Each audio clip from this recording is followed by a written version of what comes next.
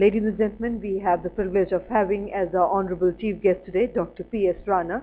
Dr. Rana is chairman, Center for Urban Governance and independent director on the board of Ansel API and several other companies, a distinguished alumni awardee of IIT Delhi, postgraduate in town planning and PhD in urban transport from University of Newcastle upon Tyne, UK, has 40 years of varied experience in the housing and infrastructure sector. He initiated number of policy changes for promotion of mass housing, rental housing and in-situ urbanization to eliminate homelessness and slums. With those words of introduction, may I now invite Dr. P.S. Rana to kindly give the inaugural address. Please put your hands together to welcome him. You know, when I was going through the topic of the conference, optimistic keys for reality sectors, and when I went through the speakers list, and I thought most of the areas of regulatory and legal and those things are covered. What should I cover which is different than what others have already or which are lined up to be covered? Then I thought, where does the reality prosper? In the villages or in the cities? Naturally, in the villages, the reality doesn't prosper much. So it is linked with the urbanization. And why we need urbanization? So I tried to look into those, and then I found my old presentations and the link up with which I had worked closely with Dr. Kalam Sahab on the Pura concept and a few other projects. So I thought, let me take up some of those and build on them for today's. So depending upon the time available, I will take up one by one, or maybe only one and then leave it for open for questions. So I thought, let me take up the Pura as a model for integrated urban and balanced regional development. So it covers why we need urbanization and how it should be done, what potential it has and what opportunities it will throw. Then the recent thing is going on, TOD, you might have heard in Delhi, transit-oriented development. It is not new. Right from beginning, it is always thought that land use and transport modeling is the common thing for any urbanization. So what are we thinking, or what the government or DDA is thinking as TOD in Delhi? What influence it will have on redevelopment and redensification of for intensive use of land use in particularly mega cities. Then another area which I thought is very important is water. How can we revive or develop the water bodies? There are few proposals which I have been associated with or I have initiated. I thought, let me take up those. And then investment in rental housing, because I believe that 50% of our population cannot afford to buy a house even today. Either they don't have investable surplus, or they cannot prove their credit worthiness even to the financial institutions. So who can provide housing for them? And the only solution is rental. But there are certain impediments which have killed investment in rental housing, or even if somebody has invested in housing, it is not available for renting. And the simple statistics that crores of houses are vacant as per even Census of India and not made available. So these are the topics. Let me take up the first one. So I thought, let me take up what does really Pura and how it achieves integrated urban development and balanced regional development. See, normally we always say that urbanization in the country has been a problem of our cities. But I say that urbanization in our country has been too slow. In 1951, we were 17% urbanized. In 2011, we are just 30% urbanized. So how can it be too fast? But now a threshold has reached, and the urbanization in future will be much faster. Problem so far was that our population has been growing very fast, so we were not able to accommodate, which is likely to continue for another 40 years. We are likely to stabilize our population by 2050 at around 153 crores, and then it start declining. But so far, we had been going, the primate city syndrome, as you know, or mega cities or large cities have been growing much faster than the smaller ones. So the problem is imbalanced growth, not rapid urbanization. So it is the larger cities and slums have grown much faster than the smaller or medium towns. Now, this slide I have deliberately put in why we need urbanization. See, in most of the developed economies, the population actively engaged in agriculture is as low as 1 to 3 or 4%, not more than that. That means 2 to 3% of the labor force is engaged in agriculture. In India, China, Brazil, Egypt, the developing or the underdeveloped countries, in India it is as high as, even today, more than 50%, 53% population is engaged, labor force is engaged in agriculture. Now, see, if you change in employment over the last 5 years, agriculture has gone down by 14 million. Manufacturing, surprisingly, also has gone down by 5 million. It is only the non-manufacturing has created additional jobs of 18 million. And as Dr. Swarup mentioned, 18.06 million is addition in construction alone. So, the major increase of employment over the last 5 years has been in construction. Services, very mild one, but the real thing was that the first two, agriculture is not alarming because it has to go further down. Even today, not more than 10% can be engaged in agriculture. Why? Let me see the next slide. See, agriculture with 60% employment was contributing to 24% gross value addition. In 2009-10, it has gone to 53%, but the GVA has also gone down to 14.6%. That means entire agriculture labor is contributing to 14.6% of the gross value addition. How can we load 53% employment or workforce on it and still maintain income parity? That means they are really unemployed or grossly underemployed. Manufacturing, again about 11%, but value addition is about 16%. Services are the main, which is 25%, and value addition is 57%. Now, our real concern is how to reduce the excess labor from the agriculture and increase in manufacturing. But how do we achieve this? Even the government of India has taken a policy decision that the contribution of manufacturing should increase from 15% today to 25% by 2025. That means 15% of 100 today and 25% of 400 in 2025 means 100. That means from 15 in absolute terms to 100. 7 times increase in manufacturing. How do we get it? And where do we get it? The industrial infrastructure in our existing cities is fading out. It is becoming uneconomical and moving out.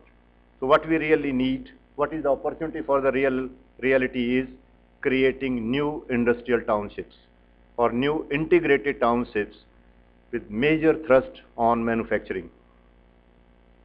Now, how do we get it? Because we have to take care of, assuming 10% still can be held by the agriculture, 90% labor force has to be engaged in urban sector. That means now we have to create either new urban growth centers or the smaller ones can be expanded to larger ones. And what we really need, this was the concept which we discussed, and the sort of final conclusion with Dr. Kalam Sahab was that 6,000 growth centers to accommodate about 70% of total population are required. 20% in the suburbs of these growth centers within 30 minutes travel, and 10% can still be in the villages, with the requirement that each village must have access to at least one growth center within 60 minutes. That is how we can provide access to the world-class urban amenities to each village in the country. Now, how do we achieve it? Sometimes we say the land is a very scarce resource. Yes, rural land is a scarce resource because the per capita rural land is decreasing every day. And unless we remove the rural population from the land, that will continue. So by removing or converting into urban, concentrating them into few centers rather than 6 lakh villages, let us have 6,000 growth centers. How much do we need? Even if we accommodate 100%, we just need 4.7% of the land mass of the country. So urban land is not a scarce commodity. 51% is under cultivation, so remaining 49%, we have to be judiciously select. Say even in Delhi, Rohini and Dwarka are the most misplaced development. Rather, south of Delhi, the Gurgaon, Faridabad up to Alwar would have been the right place for urbanization because you cannot grow crops there. So like that, we have to select the areas which are not fit for cultivation but fit for urbanization by developing proper infrastructure. Similarly, let us take where the location of these centers should be. Naturally, you can't go into the wilderness to start with. A critical mass would be needed, or the gestation period will be longer. But if we start with the locations which are near to the large cities, and the connectivity by rail and road both, and availability of water are ensured. That means, see, if we take by the transport system, we were just talking during the tea break also that automobile should be discouraged and public transport should be encouraged. But I say, I agree the rail as the basic mode, walk, cycle, rickshaw as the feeder is the most ideal system. But it cannot meet all your requirements. Unless your city structure is designed in such a way that you can walk, rickshaw and cycle has the reach up to the railway, and then the high density enough to make the railway viable. In most of the developed countries, except the mega cities or large cities, the public transport is not viable. So dependence on automobile is there. So the casual travel has to be continued with the private mode. And let me say, I am a great supporter of automobile because not only it provides you the freedom for your personal movement, for casual travel, it also provides a lot of employment and economic growth. If you see on any high street, every third shop may be an automobile related shop for either repair or selling or marketing. But 6 to 7% of your network in the city is so congested that you need high capacity systems, or your future system should be developed in such a way. So let me develop a concept how we can put it that way. Suppose if we have a corridor connecting two cities, and if the government takes care of rail, corridor, expressway, pipeline, power and communication, a fiber optic, I think rest our friends like Pradeep can take care of. And how we do it? Another thing I would like to mention here, in the textbooks or in the Western world, we always talk of ring towns or satellite towns. But this theory has failed world over. And it is very obvious, if there are two cities and if you put 4 satellite towns to each city, you will require 8 new corridors for either to connect them. But instead of putting the new satellite towns, if you put them along the existing corridor itself, you don't need those additional corridors. And even a high capacity rail system will be viable along this corridor. While in the west, most of these corridors are auto-oriented or automobile served. So now, this is the concept. The original concept of Pura was given by Professor Indra Sen, former director IIT. And he said that why don't we connect the nearby villages to the railway station and put urban amenities along that ring road, which is connecting these various villages. The villages continue to be the residential component and other activities come along so that it becomes a growth center of its own and ultimately an urban center. We said, let us do slightly more moderation. Instead of one side of the railway station, let us use both the sides of it and put a sort of a elliptical ring road, and a series of such towns along the railway will give us the economy of scale of a mega city as well as the small town concept. Each of these modules can be about 1 to 3 lakhs. Let us take an example. Now, if we take Delhi, Sonipat, Panipat, Rohtak triangle, and if then these townships come along, the railway stations already exist of smaller towns or the villages along these corridors. And ultimately, a urban rib surrounding the hinterland comes in, we can create even a situation when even a farmer's family live in the town, he goes to the farm, work and come back, so that his family enjoys all the benefits and he works in the farm like a worker works in the factory. If we extend it to the NCR, if the urban ribs of this type is developed, 12% of the area will accommodate the entire project population for NCR for the next 100 years. 88% will still remain hinterland but surrounded by the urban ribs, so that it produces all consumable for you and it also consumes all the waste generated by you in the cities. So it becomes, the entire area becomes a balanced regional development, and it takes care of in a very sustainable manner. Let us extend to few examples I have taken, few states level. These corridors identified are adequate to meet the entire urbanization of these states for the next century. So it is, infrastructure is already there, rail corridors are already there, highways we are developing. So this can be the most economical way of taking care.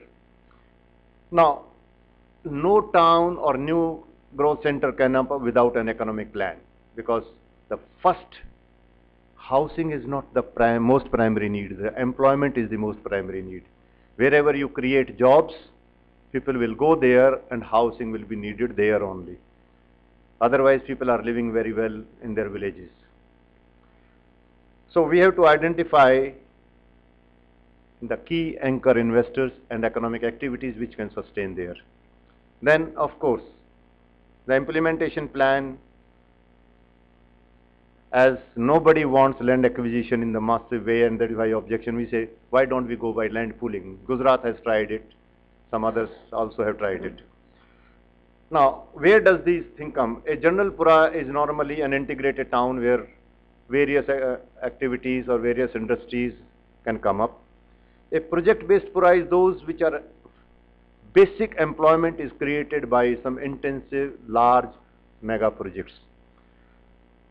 A third case we had worked out when there was a tsunami in the south, when I had accompanied Dr. Kalam Sahab to the Tamil Nadu coast. We said all the fishermen who were washed out during the tsunami, they were being proposed to be settled across the highway, the coastal highway. And then we discussed that no, it is not practical, because they will still, their livelihood is on the coast. They can't be taken away from the coast. Their boats can't be taken away. So why don't we develop fishing harbors along the coast and put their villages behind the harbor on the road joining the main highway, so that each one of them becomes a sort of urban center consisting of about 8 to 10 villages, and then there are good buffer of green between them, as well as safety from any of the tsunamis or even cyclones. And their boats can be parked in the harbor and they can safely go back to their houses. So this type of thing, about 100 kilometer of surface coast can be urbanized in about 10 villages or 10 townships with all amenities. And so this was the model proposed, and HUDCO had taken initiative with a local developer to develop these harbors also. And the harbors were to be, land was to be leased to the Fishermen's Trust, so that they are also partners in the harbor and they are the party to it. So this was the way actually we could do it. I think other parts I would just take it casually because the presentation will take long time. You know, the transit-oriented development, our main idea was FAR is being debated again and again. Now, is the FAR the basic parameter for services? No, the density is important. And when our family size is reducing and per capita area requirement is increasing, that is dwelling size is increasing, where does the FAR stand? See, if our dwelling unit size is 25 square meter, which we are talking of EWS, even one FAR is good enough to accommodate 2,000 persons per hectare. But if our dwelling size increases, even FAR of 7 is not adequate to accommodate that sort of density. So actually FAR is a false norm. We should go more on the density, and with the increase and the prosperity and the population size, family size reducing, FAR will be more and more required. Now let me take how I had said even incentivizing the area in such a way that if the larger the plots, larger the FAR, so that people aggregate it and have integrated development along the corridors. And the idea was that an integrated, all-inclusive, you cannot achieve FAR for the low-income housing. You cannot achieve the density for the high income, but why don't we have integrated? And integrated is possible only in the large campuses, not on small ones. So then we said corridor development. I had taken the example from Safdarjung Airport to Mehrauli and then extension up to Gurgaon. So these are the various ones where this one is detailed out. This is the analysis. Then if I develop it like this, start from the airport, and if we go along the Aurobindo Marg in the planned way, it can become like the high street with this type of skyline. This is up to Ring Road, and then further Ring Road to south, and then up to IIT. And so that's how we can take other examples. This will look like this then. However, we need a 5-dimensional database, 2-dimensional digital map, 3rd dimension is built up space, 3rd dimension is and then use of the space and activity, then ownership of the space, and self-occupied or rented. If you have this type of database transparently available. Now even yesterday papers were saying that government is trying to at least having the land records that I said it should be 5-dimensional, not only 2-dimensional. I won't take Sabarmati. Sabarmati riverfront development was financed by me because nobody was touching it. But let me take for Delhi. See, we said that Delhi there is a lot of water problem. But how can we solve the water problem in Delhi? I said create 3 reservoirs by connecting Yamuna and Hindon. It is on the Yamuna you create a reservoir of 200 square kilometers and then 100 square kilometer on Hindon, north of Ghaziabad, and then another about 60 square kilometer where Hindon meets Yamuna, and then connect them. So you create a bypass of Yamuna from Delhi, and then you channelize Yamuna like any river in the cities in the world.